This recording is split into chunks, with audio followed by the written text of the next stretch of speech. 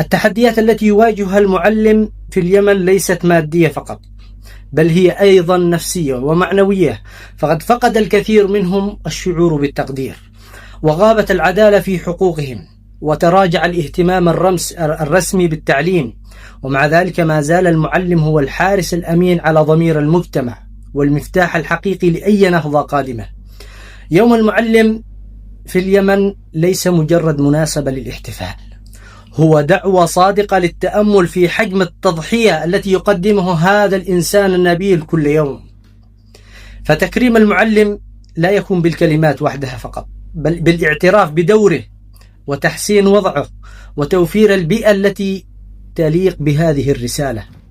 رسالة إلى كل معلم يمني صابر على الألم، ثابت على المبدأ: نرفع لكم اليوم أسمى عبارات التقدير والامتنان، فأنتم منارة العلم حين يشتد الظهر، وأنتم الأمل الذي لا ينطفئ في قلوب الأجيال. نحن نتعلم منكم معنى الإصرار، نتعلم منكم الإيمان بالحياة. فشكرا لكم يا من تكتبون مستقبل اليمن بحروف الصبر ونور الأمل. أنتم حقا شعلة الأمل في زمن التحدي. تحياتنا لكم جميعا.